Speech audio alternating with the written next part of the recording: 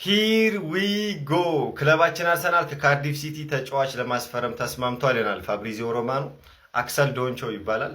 የ16 ዓመት ተስፈኛ ተጫዋች ነው እና ጀለስ በካርዲፍ አይ ቲንክ በ16 ዓመቱ ለዋናው ቡድኑ ለካፕ ጨዋታዎች የተጫወተ የመጀመሪያው ተጫዋች ነው። ጥሩ ተስፈኛ ተጫዋች ነው። የመሃል ሜዳ ተጫዋች ነው ምናምን ብለዋል።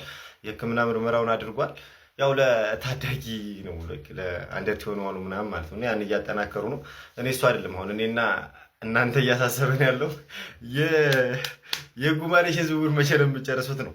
ሲቀጥል ቪኒሺየስ መቼ ነው የምታመጡት እያለን ያው ጎረምሳ እየሰበሰቡ ይገኛሉ። ወገንታት አላህ ይሆናል። እስቲ ቪኒሺየስ ቀላ ወይ ቀላ ቆዳ አስቀለበጠ እንደ ማይክል ጃክሶን ተመርቼ ሰላም አንገቱ ብቻ ነበር እንዴ ይሰራል የተባለው? ወይ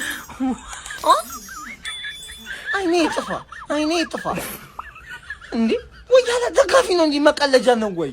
ፈላጎት ሰበት ይዘመጣ ለምን ስጋ ጮማ እያሳየ አቡ ሽሮ መከተው አንድሪ ቤታ አረተው ነው ታረተው። ቪኒሲየስ ማን ነው? አክሰል ዶን ምናምን ነገር ወደ አርሰናል ሂር ዊ ጎ። የአርሰናል ደጋፊዎች እንኳን ደስ አላችሁ። ሲጀመር ቤርታ ይችላል፣ እግዚአብሔርን ይችላል ነው የምላችሁ። የሆነ ትልቅ ስም ይሰጣቸውና ያንጫጫቸውና ባለፈው ጉማሬሽ ምናምን አለ አንጫጫቸውና ይሄ ልጅ አመጣው አብሶን ነው ኤፕሶን የሚባል ይሁናልን። ከዛስ ትላንትና ቪኒ ምናምን ብሎ አንጫጫና ጀለስን ደግሞ አመጣት። እናቴን ይችላል። አርሰናል ጩጬ ሲያስፈርም ለወደፊት ነው፣ ቼልሲ ሲያስፈርም ግን ምናምን ነው። ይሄ ነዋ። ማክስ ሮማን አሪፍ የሆነ ቤስት ፍሬንድ እንግዲህ እንደመጣለት ነው ተስፋ ማድረገው ማለት። ምክንያቱም አክሱል ዶንዚው የምትባል ምርጥ ተጫዋች እንግዲህ እንደመጣች ነው እየተነገረ የሚገኘው። ቀጥታ እንደመጣችም ወደ አካዳሚ የምትቀላቀል ይሆናል። አንዳንድ ደጋፊዎች ምናምን ቪኒን ብላችሁ ይህን ታመጣላችሁ ምናምን፣ የማይገናኝ እኛ ቪኒ ሊመጣም ላይመጣም ይችላል፣ ግን አቅም እንዳለንና ኳሊቲ ተጫዋች ላይ ትኩረት እንዳደረግን ነው ክለባችን አርሰናል እየተናገረ የሚገኘው ኢንዳይሬክትሊ ማለት ነው። ኮፒ ሊንክ እያደረጋችሁ ለአካውንቱ ቤተሰብ ያልሆናችሁ የፕላስ ምልክቱን ተጫኑ። ቪኒ በቀዩ ቱ አርሰናል ሂር ዊ ጎ። እማትገመት ሰው ሁን፣ በቃ እማትገመት ሰው ሁን ማለት አርሰናል ነው። እንደ አርሰናል ደጋፊዎች ግፍ ሚውል ይሄ አንድሬ ቤርታ የሚባል ሰውዬ ግን እየተረገበ ሰውዬ ምሪን ነው። ቪኒሺየስን ይጠብቃሉ፣ በዛ በኩል ደግሞ ቡርኖ ጉማሬሽን ይጠብቃሉ። የ16 ዓመት ቄጡን ያልጠረገ አስፈርሞ ሂሩጎ ድግፈኛ በእውነት ይብረ አንድ አለኛ ሀገር ገንዘብ አለው ሰውየው ግን አይወጣም። የምሬን ነው። ደረቅ እንጀራ ቢበላ ይሻላል ስጋ ከሚበላ። ልክ እንደዛ ገንዘብ እያለው ማለት ነው። አንድሬ ቤርታ አረ በፈጠረ ፍታ ለቀቅ አድርግላችሁ አርሰናል ደጋፊዎች ጓጉተው ሞቱ። ሂሩጎ ሲባል ቡርኖ ጉማሬሽ ይመስላል መልኩ ትንሽ ቀጠነብን ብለውም ግራ የገባው አርሰናል ደጋፊ ማለና 16 ዓመት ልጅ ሱሪውን ገልግቶ የኋላና የፊት ማይሌ አስፈርሙ ይሸውዳቸዋል።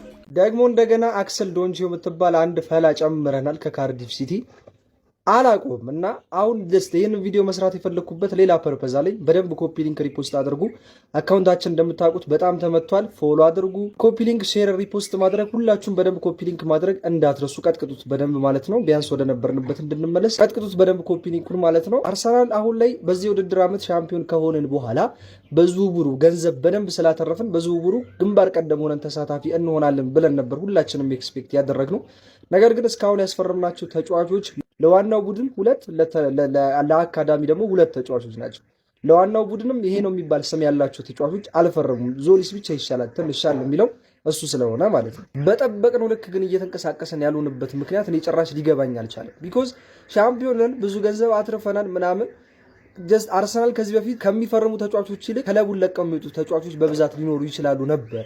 ግን እስካሁንም ከክለባችን የወጣ ተጫዋች የለም። ኦፊሻል ያው ትሮሳርድ ብቻ ነው። ትሮሳርድም ቢሆን ያው እስካሁን እንደወጣ ስላልተሰማኝ ነው። ከትሮሳርድ ውጪ ገንዘብ ሊያመጡ የሚችሉ ብዙ ደሞዝ እየከፈልናቸው ክለባችን የቆዩ ተጫዋቾች እስካሁን አሁንም ድረስ ክለባችን ውስጥ ነው ያሉ፣ መውጣት ሲኖርባቸው ማለት ነው። በጣም ከትልልቅ ተጫዋቾች ጋር ስሙ ይያያዛል። ግን የሚፈርሙት ተጫዋቾች ልክ እንደዚህ አይነት ፈላፈላ ተጫዋቾች ናቸው።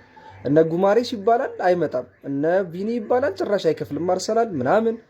ለምን እንደሆነ ጭራሽ ሊገባኝ አልቻለም። አለ ጊዜ እኮ ግን የሆኑ ተጫዋቾችን ደግሞ ልክ እንደነ ሞርጋን ሮጀርስ ልክ እንደነ ቶናሊ ምናምን ልትቀደም ትችላለህ በሌላ ክለብ ማለት ነው። አሁን ላይ በዚህ ሰዓት ዋንጫዎች የምንፈልግበት ታይም ነው። ለወደፊት የምናስብበት ምናምን ታይም ነው ብዬ አላስብም። አንድ ፕሪሚየር ሊግ ዋንጫ ብቻ ነው ያመጣ ነው።